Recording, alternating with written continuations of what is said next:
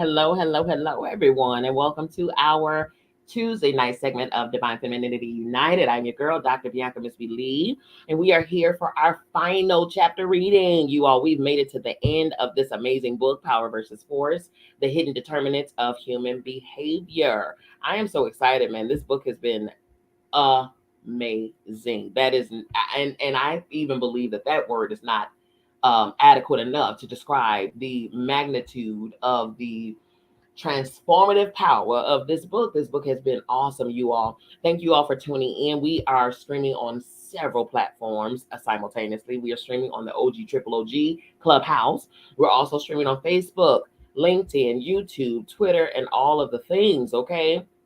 Thank you all for being here. My sis on YouTube, she came through with the love greeting, sister. Greetings to you too. Thank you all for being here. I appreciate your energy. I really do appreciate your presence because you could be anywhere else. I know this and I honor you for being here, for giving me this time. As you all know, on Tuesday evenings, I don't like to keep you because it's already late on the East Coast. It's already 8 o'clock. And, we're still at the top of the week, and I'm quite sure you all are dealing with the things of the week. Okay, so let me return you back to your people as quickly as possible. Okay, alrighty. So we are reading you all chapter 24, the last chapter of this book, and that is entitled Resolution. Resolution. At any point in this conversation, if you hear something that resonates with you, please utilize the chat. Utilize the comment section wherever you're viewing from. Utilize it so that I can give voice to your voice, okay? Because it could be some type of rhema, honey. It could be something that resonates with all of us. You never know. You know what I'm saying? We're all holding each other's hand, walking each other back to our authentic space. So share, please, okay? Thank you in advance for doing so. Here we go. Chapter 24, Resolution.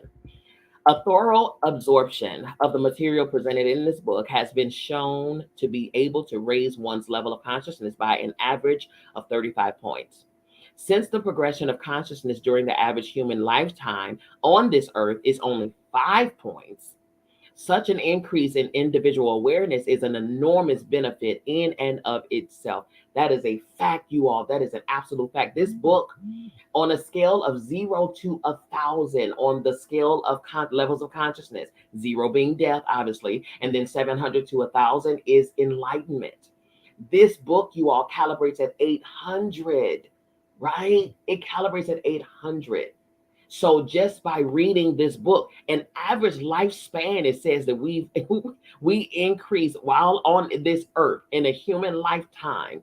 We are only, if we're subconsciously moving forward, we're just not thinking about consciousness. We're just going about our life, right? It says an average human lifetime on this earth only averages 5 points of increase. Just by reading this book alone, we've averaged 35 points increase in consciousness.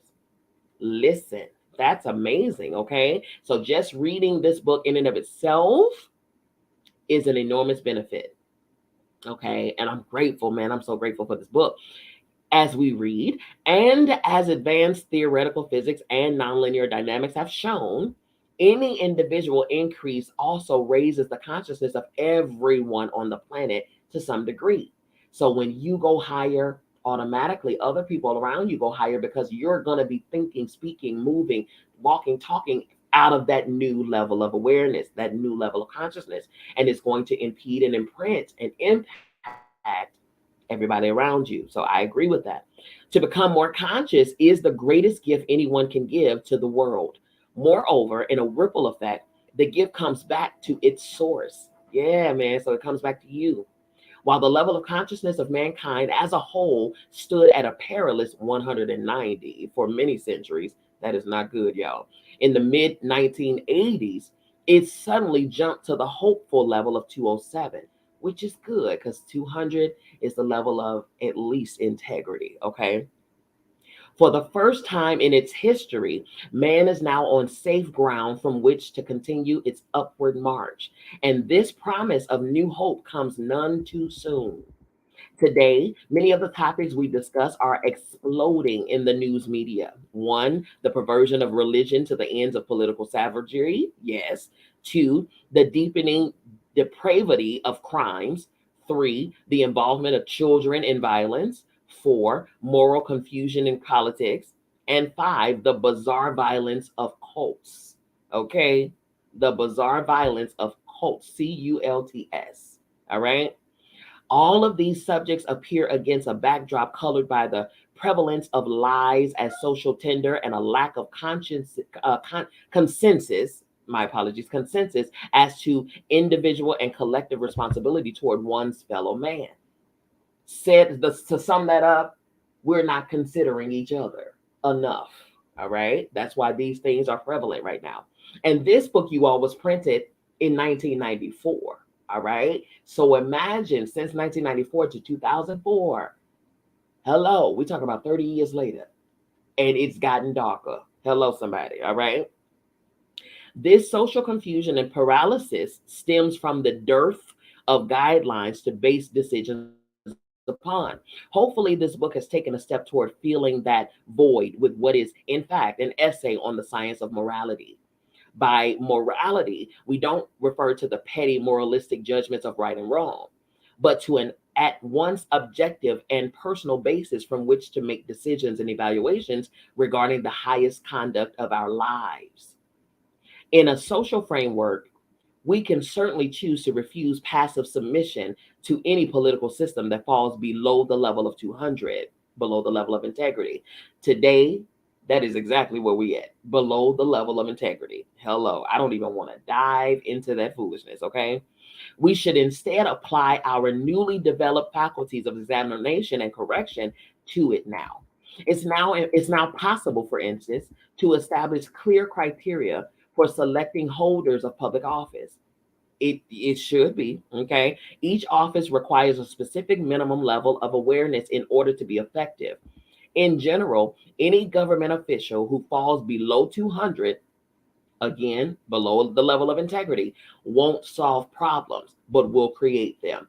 How often are we seeing that today? Hello, we just had a situation yesterday, didn't we? Okay, foolishness. It's nothing but lack of integrity inside of the office, inside of the Supreme Court. How do we allow somebody that has 34 felons, 34 counts of guilty, become immune all of a sudden? And then add insult to injury by going forward to say that any officer or any president inside of their term, any crime that they do, they will be immune from any type of, you know, arrest or trouble or whatever the case. Come on now.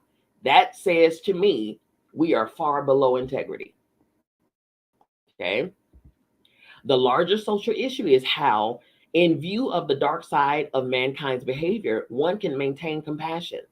It's a relative world. Everyone acts from his own level of truth and therefore believes that his actions and decisions are quote unquote right. It's this very rightness that makes fanatics so dangerous. Hello, somebody. But the real danger to society doesn't come from overt bigotry, such as white supremacism, which calibrates at 150, as such damage can at least be monitored. The really grave danger to society lies in the silent and invisible entrainment that stealthily conquers the psyche. Listen, the real danger, grave danger to society lies in the silent and invisible entrainment that stealthily, meaning it's very subtle, that conquers the psyche. In this process, negative attractor fields are covered by the rhetoric and the manipulation of symbols. Moreover, it isn't the obvious message of the negative input that destroys consciousness, but the energy field that accompanies it. The extreme negativity of many popular works of pseudo philosophy, for example, is obvious if one tests these books. But even being forewarned can't defend us against unwitting entrainment by invisible energy fields that activate when these works are read. He's saying here that some of even the stuff dealing with philosophy and psychology and things like that, some of the books that's written are from hearsay or that person's point of view versus actual factual truth. And it's believed. Hello? And it becomes rhetoric because it's being spread widespread. A person may think that he can maintain his psychic independence by refuting the work intellectually. But mere exposure to the material has a profound negative effect that continues even after the material is intellectually rejected. It's so true. It's as though within these negative influences, there's a hidden virus whose invasion of our psyche goes unnoticed. Additionally, we often relax our circumspection when encountering material that assigns the attributes of spiritual insight or religion to itself. We forget that every heinous crime that man is capable of has been perpetrated in the name of God. Listen here, y'all. Come on here. Whoo, my goodness. While violent cults may be clearly repellent, belief systems that masquerade as piety are far more insidious, for they corrupt by the silent entrainment of invisible attractor fields. Here it's best to heed the traditional wisdom that tells us not to fear evil or fight it, but merely avoid it. Yet, in order to do so, one first has to have the capacity to recognize it. That's it. You got to be able to recognize evil, to not fear it or to ignore it.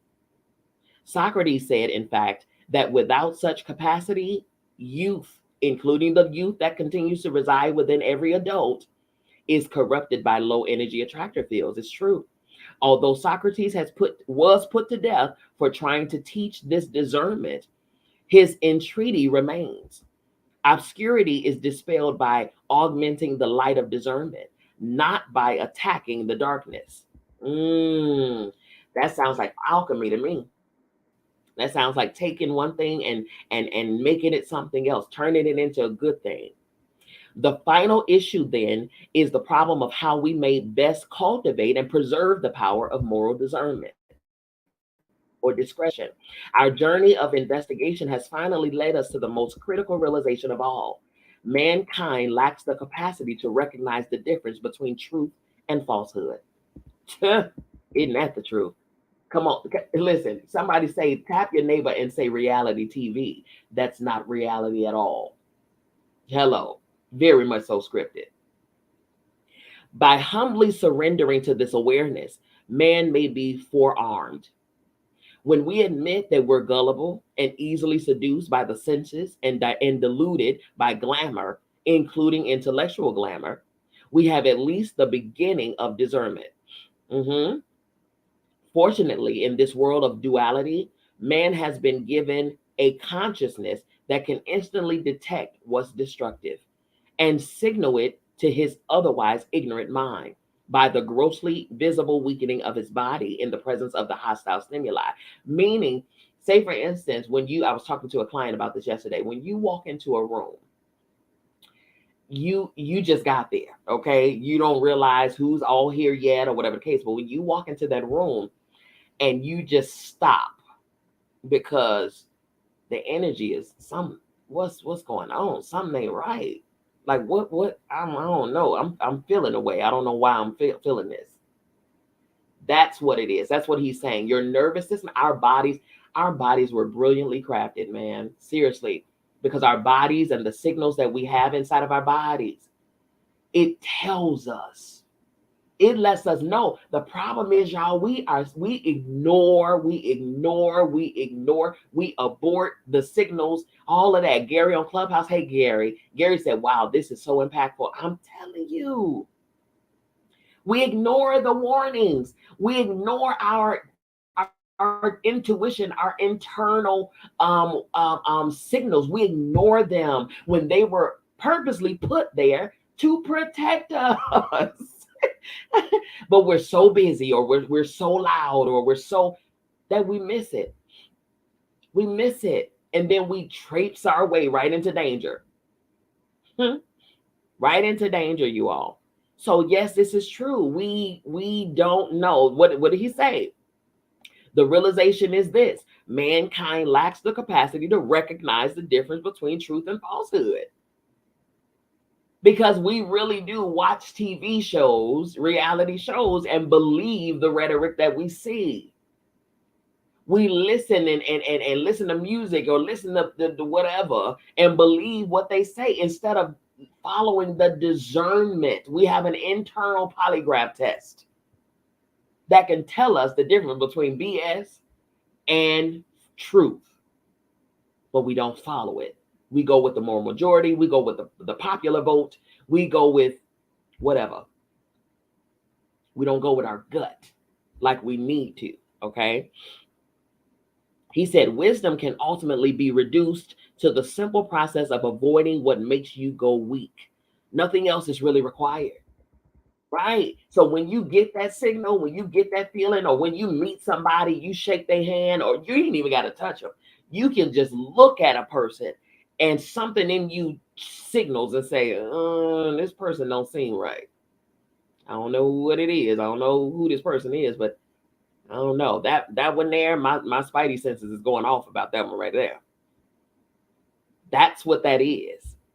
We just ignore it. That's what that is. Okay. And what he's saying is when your body tells you, just listen. Just listen. Simply listen to what triggers your systems, right? And he says nothing else is required. You are your truth serum. You are your own polygraph test. You are that already, right? Trust your own self. That'll tell you. Okay, no, but we need proof, and we need the show cheaters to pull up. We. I'm here to tell you. I'm here to tell you, not as a therapist, but as a human being. If you got to question whether your partner is cheating or not, if you feel like your partner is cheating, if you got a feeling that something ain't right and your partner is cheating, love, sweetheart, I'm here to tell you, they probably are. But no, we gonna ignore that feeling, right? We're gonna ignore that gut, and we need cameras to pull up. We need them to be caught. We need to find a note, a phone number. We need to find lipstick on the collar. We need, for what? Why do you want to dig yourself even deeper, hurt your feelings even more by simply ignoring your own signals? Your nervous system is telling you. Your body is telling you. It is wise beyond what you give it credit for. All right? Come on now. You were created by the Creator, who is the ultimate creative. Period. All right? Gary on Clubhouse says the journey back to self, which is intelligence way before AI. Hello, somebody. AI wish it could be.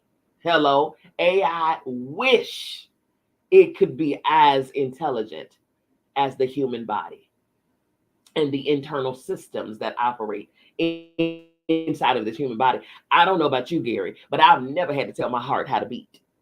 I've never had to tell my blood where to flow. I've never had to tell my stomach how to, hello, never. We didn't have to have a sit-down pep talk, a meet and greet. We didn't have to have we didn't have to read the manual, nothing. Okay? It just knew what to do. It simply knew because it's programmed to do so. That's what it's there for. Doggone it. Okay. My ears knew how to hear already. My eyes knew how to see. Okay. They didn't need my help because they were perfectly crafted to do everything it was supposed to do. And yes, I am aware that there are some people with handicaps and things. No. Let me recant. That's not a handicap. They are specially different. Even then, they still have internal things that are there and in place to keep them safe. 100%. We just got to learn how to listen, how to recognize. Okay. I'm going back in the book. It says, through frequent practice of this technique, spiritual blindness to truth and falseness can be progressively replaced by a growing intuitive vision. Hello. Some lucky few seem born with this innate perceptivity. Some lucky few seem born with this innate perceptivity. Their lives remain clear and undamaged by negative entrainment. But for most of us, life hasn't been so easy. We spent a great deal of it repairing the damage done by destructive attractors that act like hypnosis. It's true. Recovering from a single addiction can take up the majority of a lifetime. And the most common and insidious addiction is denial. Listen, ooh we, ooh he didn't have to gut us like that. He gutted us, y'all. Ooh, he gonna do us like this in the last chapter. He says the most common and insidious addiction is denial, which unenlightens us through our intellectual vanity. Wow, wow, wow. Contrary to its delusions of grandeur, the intellect can only not only lacks the ability to recognize falsehood. We're not talking about, awareness. We're not talking about consciousness. We're talking about intellect, like knowledge versus wisdom. There's a difference.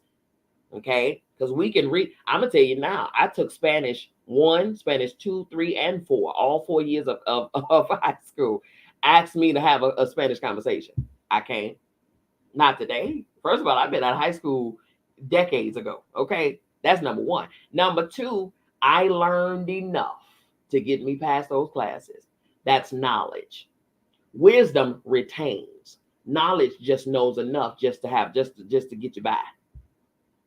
There's a difference. Okay.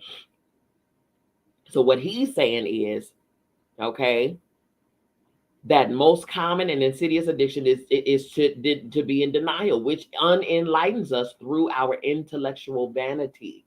So you can't shake a book at consciousness and think it's gonna uphold itself. It don't have the backing to do so, because consciousness is aware of all things. Consciousness understands, and enlightenment understands that there is a oneness to all of us. We are one of one as one. And in the oneness of all is all knowledge. Nothing missing, nothing broken. But intellect says, well, I have my degree and, my certifications and my, okay, my resume and my, my titles and my things. Which means nothing, especially if you're not applying that knowledge. That's also wisdom, application, knowledge applied. Okay, not knowledge regurgitated. Hello, not knowledge memorized, knowledge applied. That's wisdom. All right. Right, here we go. Contrary to its delusions of grandeur, the intellect not only lacks the ability to recognize falsehood, but also grossly lacks the necessary power to defend itself, even if it had the capacity for discernment. It is irreverent in light of history's enormous collection of works and intellectual speculation to say that man's boasted capacity of reason lacks the critical faculty of discernment. The entire field of philosophy is merely evidence that man has struggled and failed for thousands of years to arrive at the simplest recognition of what's true and what's false, or the discourse would have reached some consensus long ago. And it's clear from common human conduct that even if the intellect could reliably arrive at this basis conclusion, it still lacks the power to stop the effect of negative fields. We remain unconscious of the causes of our afflictions, while the intellect dreams up all kinds of plausible excuses, hypnotized by these same forces. Even when a person's intellectually knows his behavior is self-destructive, listen, even if a person intellectually knows that his behavior is self-destructive, this knowledge has no necessary deterrent effect whatsoever. Intellectual recognition of our addictions has never given us the power to control them. It's true. How many of us know that we need to stop eating so much? How many of us know that we probably need to stop smoking, as much, or know that we probably need to, not drink as much alcohol because it's deteriorating our body? How many of us know this, that we need to exercise, do a sit up, jump a jack every now and again? We know our behavior is self-destructive, but knowing and doing two different things. Okay. Again, intellectually, you can know one thing, but that still don't mean that you have the power to control it, because if you did, you would be doing it. That's what he's saying. In scripture, we're told that man is afflicted by forces unseen.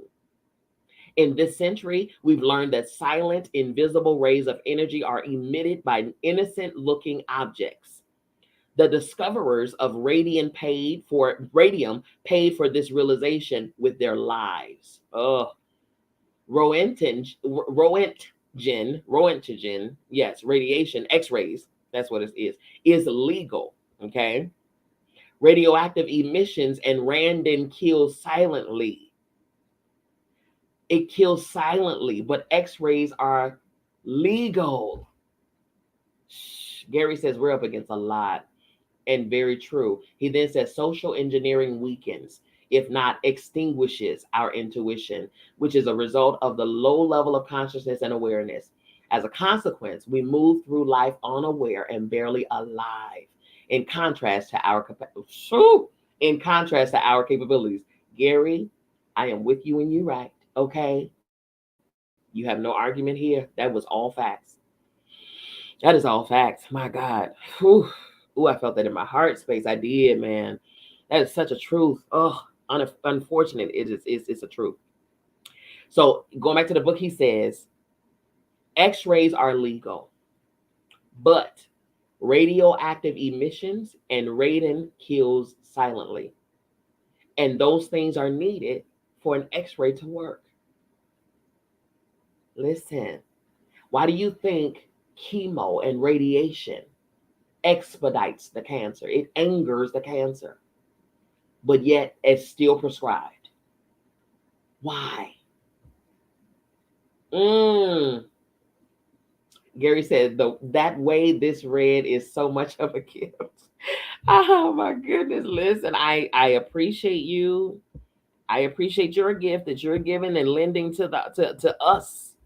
Okay. Your awareness is amazing. I'm grateful for it. That's what we have to exchange. Now we got to exchange because we're one of one. And then you have your view from where you're sitting. I have my view from where I'm sitting. But yeah, that's why this read is so much of a gift. Yes. Because from where you're sitting, you see it in your from your perspective, and then I share my perspective with you, and then we have a greater perspective, right? It's not to argue who's right and who's wrong. Everybody's right if we just share each other's perspective and have a more broader view of the big picture. But it requires togetherness to do so. It requires togetherness to do so. Division is one of our biggest issues here, because together we are stronger. Together we are better. But how do we hinder that? How do we block that? Division. And it's been working. You know what I'm saying? Especially with these labels and classes, and white versus black, and middle class versus upper class versus lower class, and rich and versus poor, and young versus old. And we love a label and a category. Do you hear me? Those are the dividers. When all is necessary. All is necessary. Okay? We need one another because we are one another. Okay? All right, here we go. The attractor energy fields that destroy us are equally invisible and no less powerful, but they're far more subtle. Far more subtle. Gary said, amen. Yes. When it's said that someone is possessed, that's what's meant is that his consciousness has become dominated by negative attractor fields. By this definition, we can see that entire segments of society are so thoroughly possessed that they themselves are totally unconscious of their motives. They have no clue why they're doing what they're doing, not understanding that they are overtaken by negative attractor fields. Wisdom tells us that one worships either heaven or hell and will eventually become the servant of one or the other. It's so true. Hell isn't a condition imposed by a judgmental God, but rather the inevitable consequence of one's own decisions. It's the final outcome of constantly choosing the negative and thus isolating oneself from love. Hell is not a place. Hell is what you create for yourself through your choices. Heaven is not so much a place as it is what you create for yourself through your choices. You can have heaven here, you can have hell here. Okay. You ain't gotta wait. Here is heaven and here is hell. Period. All right. It takes you stepping outside of the four walls of religion to get a deeper understanding of that. I'm not even gonna go into that. Okay. Enlightened beings have always described the general populace as being trapped in a dream. The majority of people were driven by unseen forces. And for a great deal of our lives, most of us are in despair over this fact. We pray to God to relieve us of the burden of our sins, and we look for relief through confession. Remorse seems woven into the fabric of life. How can salvation be possible then for those who have unwittingly become ensnared by such destructive influences? In fact, even from a merely scientific viewpoint, salvation is indeed possible. In truth, it's guaranteed by the simple fact that the energy of a loving thought is enormously more powerful than that of a negative one. There you go. Save yourself by changing your mindset. Okay. Therefore, the traditional solutions of love and prayer have a sound scientific basis. Man has within his own essence the power of his own salvation. Ladies and gentlemen, girls and boys, no one is coming to save you. The only one that can save you is you. Okay? Man has within his own essence the power of his own salvation. You're waiting on someone to deliver you from yourself when you are the someone that can deliver you from yourself. No one can make you undo or change or not do this or not do. You are literally the only one that has that power to decide that I want to live and not die, to decide that I want peace and not chaos, to decide that I want love and not hate, to decide. You are the curator. You are the author of your story. And how you narrate and curate this story is up to you. Again, you can have heaven here or you can have hell here. Whatever it is, guess what? The pen is in your hand. It's in your hand. Ain't no devil, ain't none of that. Okay, we got Christ consciousness, which is what we're talking about, consciousness, because Christ, Krishna, and Buddha were the three beings in history, recorded history, that reached the 1,000 level of enlightenment. That's why we call it Christ consciousness. Christ didn't come here. Never once did Christ tell us to worship him. Never once. Never once did Christ say, bow down to me, worship me, call me. Christ said, the things that I do shall you do also, and greater work shall you do, because I'm up out of here. My work is done. I'm done. I'm done here. There's no reason for me to be here any longer. Period, point blank. From birth to 12 years old, he was conditioned as a human being, doing carpentry and everything. He done followed in Joseph's footsteps, learning how to make tables and chairs.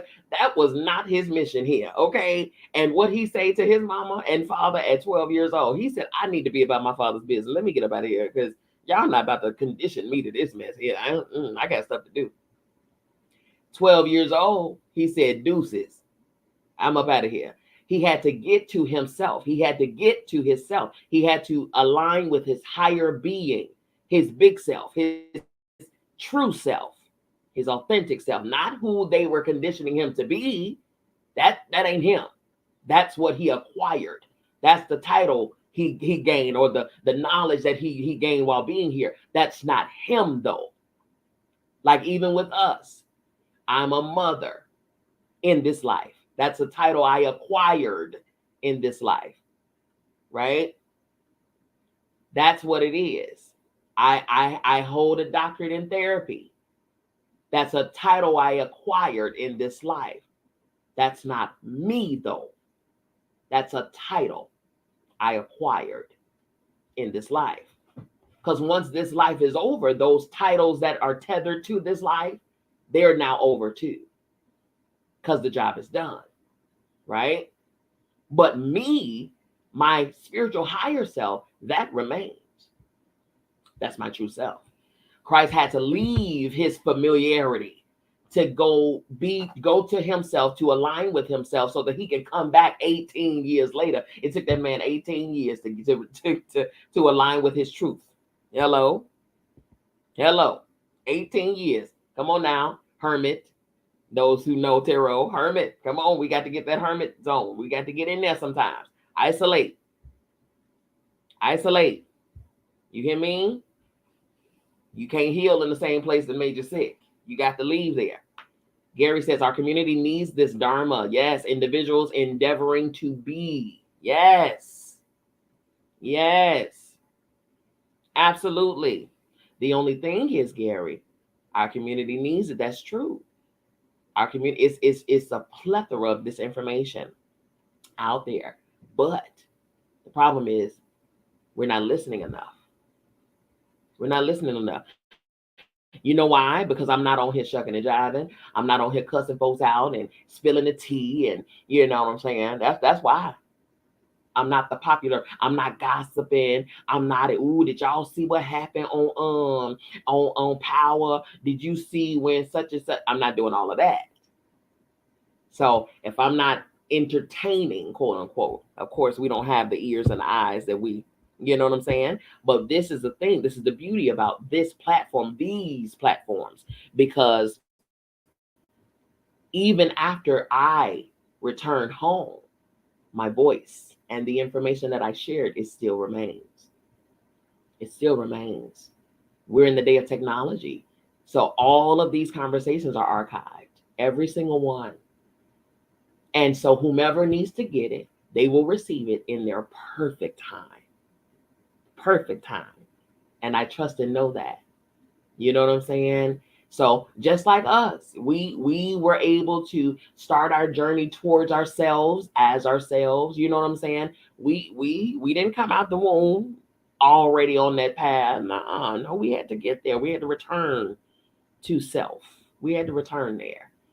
And then we had to journey along, you know, in alignment with, you know, our truth. And so in their time, whomever it is, they'll get it in their perfect timing. That I do trust and know. Okay. Humanity is an affliction that we're all burdened with. Come on here. Okay. It's true. It's so true. Ooh. Gary said that book talks has a story about the students that were conditioned to a point where the classical music had an opposite effect. Oh, wow. Talks. I got to look that up. My goodness. Oh, I got to look that up. I love a good book. I am a reader, honey. I don't own a TV. I haven't owned a TV in 7 years. For what? I don't need nobody to tell me my vision. Okay. Not at all. The one this one. Oh, about the students that were conditioned to a point where the classical music had an opposite effect. This book here. Oh, you know what? I read about that. I read that chapter and how, yes, the arts and yes. And I'm a right brainer for sure. For sure. Oh, I'm such a creative. I am such a creative. Okay. And I so resonated with that. Any type of art, even architecture, he talked about architecture and the structures and things like that. They had to reach a certain level of enlightenment in order to tap into that level of creativity. And so when people walk into that structure, that building, they yes, honey. Yes. Gary said that's our community's issue. Yes, it is. Okay. All right. Humanity is an affliction that we're all burdened with. We don't remember asking to be born, and we subsequently inherited a mind so limited that it's hardly capable of distinguishing what enhances life from what leads to death. It's so true. It's so true. The entire struggle of life is in transcending this myopia. Hello. We can't enter into higher levels of existence until we advance in consciousness to the point where we overcome duality and are no longer earthbound. Even if you are here, tethered to this planet, you can also no longer be earthbound. That's what the Bible talks about, being in this world, but not of this world. Being connected, but not attached. That is a thing, and it is possible. And I know that I'm slowly but surely. I'm telling you now, and I love it. Oh, I love it. I love it. I love it, man. I love it. That's my journey. Perhaps it's because of our collective will to transcend that we've earned the capacity to finally discover an inborn compass to lead us out of the darkness of ignorance. We needed something very simple, which could bypass those traps of the wildly intellect that we've paid such an enormous price for. Yes, man. This compass merely says yes or no. It tells us that what's aligned with heaven makes us go strong, and what's aligned with hell makes us go weak. True. The ubiquitous human ego is actually not an I at all, and the letter I at all. It's merely an it. Seeing through this illusion reveals an endless cosmic joke where the human tragedy itself is part of the comedy. The irony of human experience is in how fiercely the ego fights to preserve the illusion of a separate individual I. I, the letter I. Even though this is not only a metaphysical impossibility, but the wellspring of all suffering. Human reason exhausts itself ceaselessly to explain the inexplicable. Explanation itself is high comedy, as preposterous as trying to see the back of one's own head. But the vanity of the ego is boundless, and it becomes even more overblown by this very attempt to make sense of nonsense. That's true. Again, even the scripture says the things of the spirit are foolish to the people of the world, especially if you try to distinguish and discern the things of the spirit with your human brain. Your human brain only holds what you have experienced, been exposed to, what you have witnessed in this human life.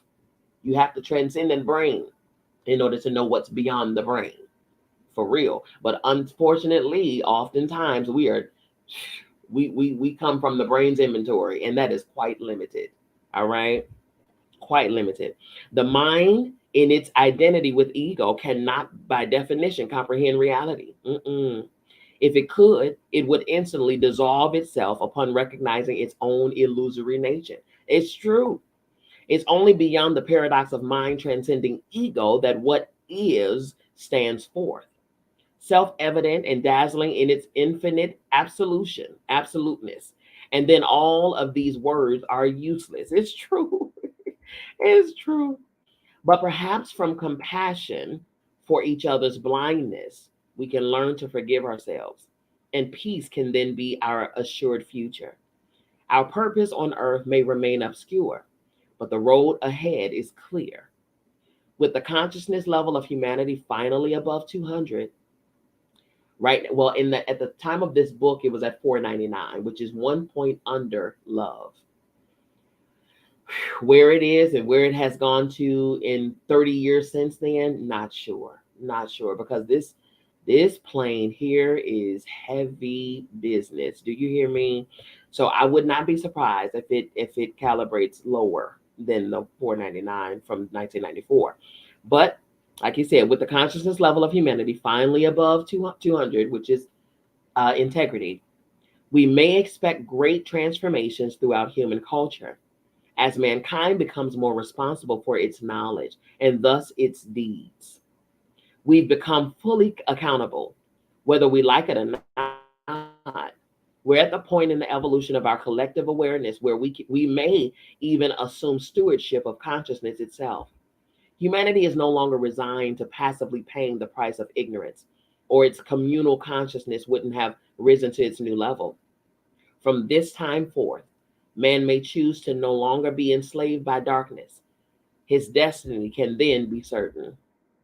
And he ends the book by saying, Gloria in excelsis Deo, which I believe translates to glory to God. Oh my goodness, you all. So he did talk about several times how this book calibrates to over yes, Gary, I see. So this book calibrates at 800 and over. So I'm gonna read because he listed, and I love this so much because he listed the calibrated levels of truth of this book by chapters. Chapter 1, calibrated at 780. 2, calibrated at 830. 3, calibrated at 750.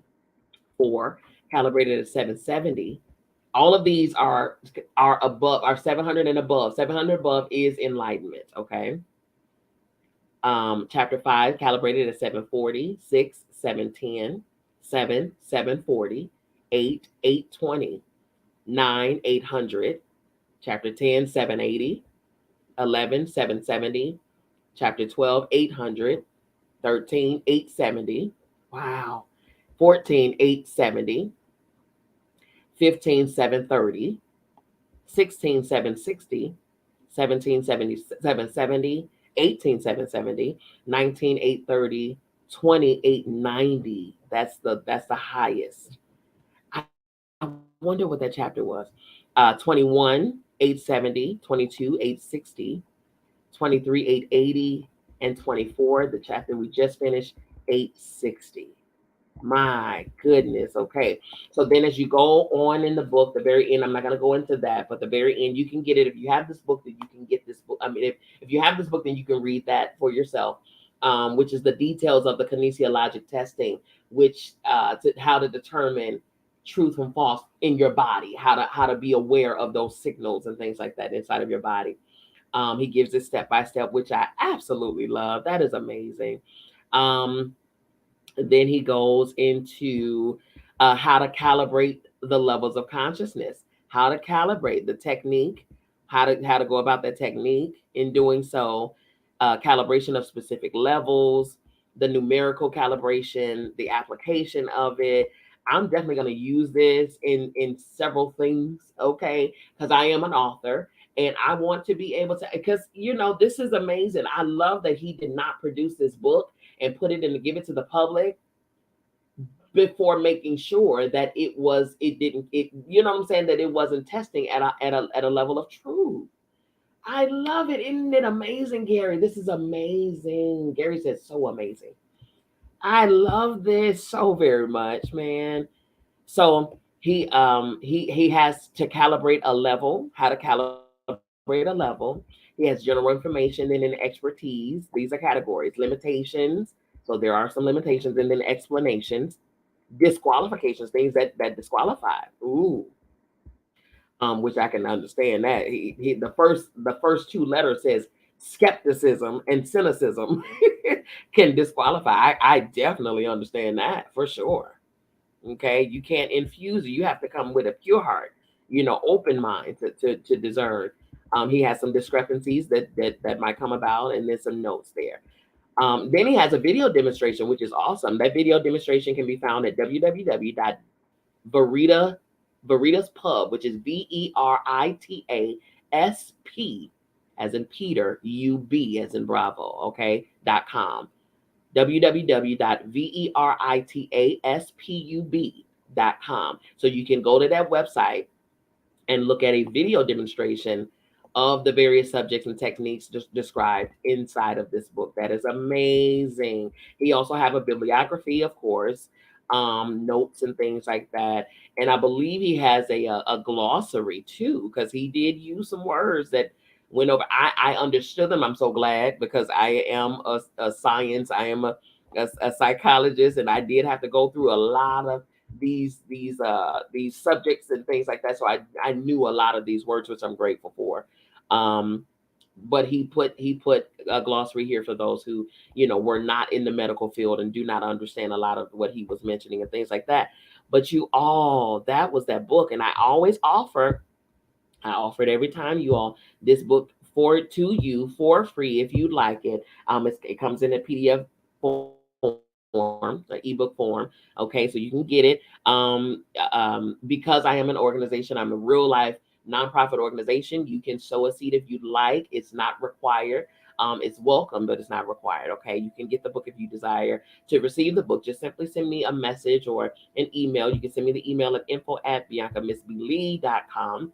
info@biancamsbee lee.com. Okay. My website, for those on Clubhouse, you can tap the link right above my head and take you straight there. Everywhere else, it's either on the screen or it's in my captions. Okay. So visit my website. You can actually look at everything that I'm doing, everything that I'm about. You can even see where you can be a part of and join and things like that. You can also take advantage of some of my offers, some of my courses, my books, merchandise that also can be found at Walmart.com as well. Okay.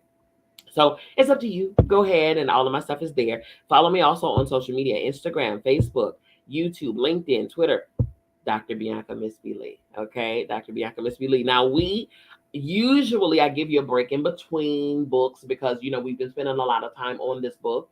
We've read a chapter, 2 chapters a week. 2 chapters a week. So I'm grateful. So that means that we've been in this book for the last 12 weeks because there was 24 chapters, which has been amazing, right? But we go into the next book written by Dr. Gary. Okay, I mean Dr. David Hawkins. His next book is Letting Go. The next book that he wrote after this one is Letting Go. I'm staying with the good doctor. Okay, we're gonna continue on our journey with the good doctor because the good doctor knows some stuff that we need to get. All right. If you want that book, request that book, and I will send that book over to you as well. Every book that we've ever read and every book that we read collectively will always be available for you. Okay. I'm never going to read a book that I cannot give you access to. All right. So, whenever you are ready to do so, reach out to me and let me know. Until the end, you all listen. I'm going to return you back to your evening because I said that I would. I'm not going to I don't like to keep you, especially on Tuesday evenings. I don't like to keep you long because we're at 9 o'clock, almost at 9 o'clock right now on the East Coast, wherever you're viewing from. Gary says this read is reminding me to be accountable for what I create, whether it's projects, thoughts, or expressions. Accountability is key. Thank you so much. You are absolutely right, Gary. Absolutely right. And ever since I've started reading this book, when I tell you I have been course correcting, self checking, doing self analysis every single day. I've really been, because my goal, I'm not gonna lie, my desire, because I see as a result of this book, I've learned here, like we've read Christ, Krishna, Buddha, they reached 1,000, right? Them doing it proves that it is doable. However, to whom much is given, much is truly required, right? So I'm not saying that that's the goal. I'm not saying that. But what I am saying is that Gandhi, Mother Teresa, they calibrated at 700, which is the first level of enlightenment. And if they can do it, I know I can do that. I can absolutely do that. I know that, again, to whom much is given, much is required. So it's going to require purging, releasing, disconnecting, unattaching, isolation in order for elevation to happen. Denial of, material things, denial of, human stuff. I understand that. I understand that. And I'm willing to do that. Absolutely. I'm called to the realm of healing. I'm called to that arena, wellness in all faculties, not just in therapy, not just in psychiatry, psychology, not just in that. I am a healer. That's what I'm called to. Okay. I am a mother. I am a healer, a nurturer. That's what I'm called to in this life, as this life. And obviously, the higher that I elevate, the more impactful and powerful the modalities and the impact is. Not in vain, not at all in vain, not at all in vain. Man, I am learning and growing, as you stated, Gary. This right here is accountability right here. My goodness. It is accountability. I am on top of my thoughts like none other. Just today, I was sitting at my desk and I felt something. Oh, I was hit in my heart space so deeply. And it made me contact my baby sister and be accountable to her. Something that she hadn't even, this wasn't even on her mind for real, but it was on my heart. And I had to address it. You know what I'm saying? So, because we are one of one as one, I am you. You are me. And if by chance there's anything that I have done to you that I wouldn't do to me, right? Because I'm to love you as I love myself. And I love me fiercely. All right. Can nobody on this planet love me better than I love myself? Period, point blank. They can attempt, but they'll have a hell of a task on their hands. Okay. So I love me. I had to get to this place, right? I love me fiercely. I love me savagely.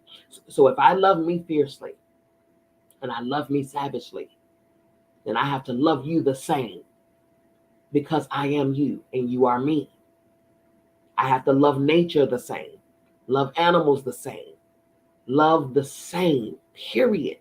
Our authentic self, our true self is infinite, infinite love, infinite peace, infinite joy. There is no beginning or end to our things that we are components that we are made of.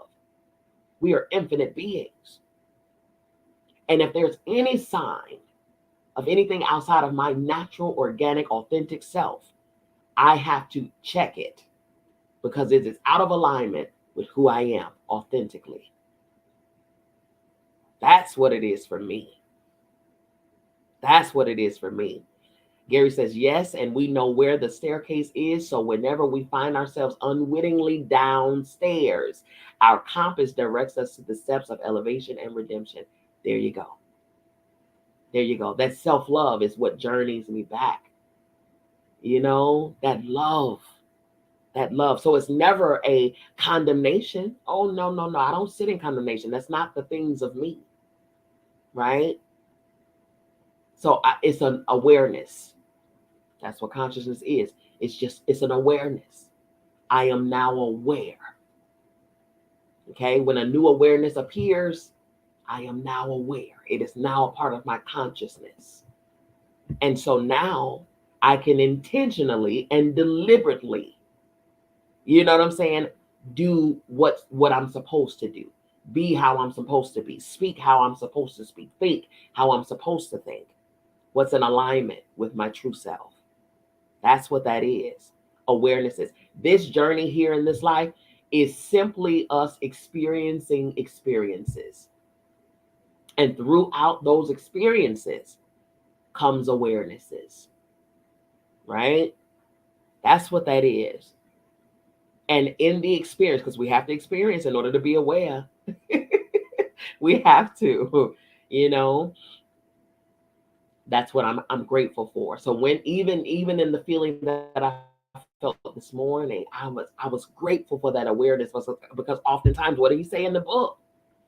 Sometimes mankind don't understand the difference.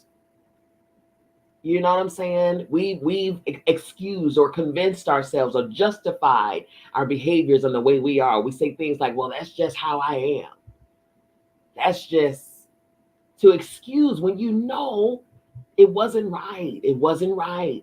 That wasn't love. That wasn't peace. You know what I'm saying? That wasn't joy. That wasn't who you are. You're acting out of character. You're acting from your personality. Root word of personality is persona, Latin word which means mask. Take it off. Return to self. Big self. True self. That's my journey. That's my journey. That is my journey, man.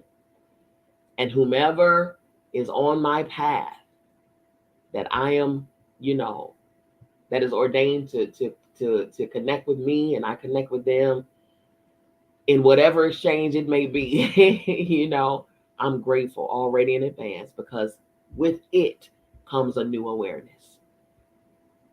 Oh, my God. I can sit in this energy all day. I can sit in this energy all day. Gary, I'm grateful for you. I'm so grateful for your presence. You are amazing. Thank you for being here. Thank you for sharing, exchanging with me. Thank you. You're awesome. I love your light. I can see myself in it. Gary said, thank you for your courage to invite us into your journey. Oh, of course, it's our journey. It is your journey. Why would I withhold the things of you from you? You know, it's our journey. Thank you. Thank you. for accepting. Thank you. All right. You all listen. That's the end for me. I want to return you back to your day, back to your evening. Yes, Gary said I could not leave. Yeah, I know. But see, the thing is, I get to sit in this energy. Oh, I get to sit in this and just snuggle myself up in it. You know what I'm saying? Wrap myself up in a good snuggle. Because it feels good, man. It feels so good. Oh, it feels good. Oh, it feels so good. Okay, let me get out of here. Let me get out of here. Be sure you all be sure to follow. Be sure to follow. Be sure to follow. Feel free to reach out for the books. Like I said, the next book is Letting Go, written by Dr. David R. Hawkins. Gary said, I thought this was a space for women, but the content and the vibration was so elevated, I had to stay. Well, Gary, we are all divine feminine and divine masculine. So yeah. I created this group back in 2020, December 2020. And it initially for the divine feminine for sure. But I loved when men came in our collective, because that tells me that they're also, wanting to tune up their divine feminine on within as well. That's what makes us whole. There's both in all of us. I'm fully tapped into both sides. Okay. But I thank you. I'm so grateful that you stayed. I'm so grateful that you stayed for sure. Yes, see our reflections. Yes, absolutely. Gary, you are awesome. I already know that I could possibly talk to you all day. All right. So listen, but I'm not gonna do that because Gary, you have a life. You have a life. You have a life. I'm gonna return you back to it. Okay, you all listen. I love you. I mean it. There's absolutely positively nothing, and I mean nothing that you can do about it. Don't you even try it, because it will never work. Okay. I will see you all back here on Tuesday of next week. I'm gonna give you your Sunday off. Okay. Take your Sunday off. Enjoy your family on Sunday. We're gonna start a new book, Letting Go, on Tuesday, 8 p.m. Eastern Standard Time, right here at Divine Femininity United. Peace.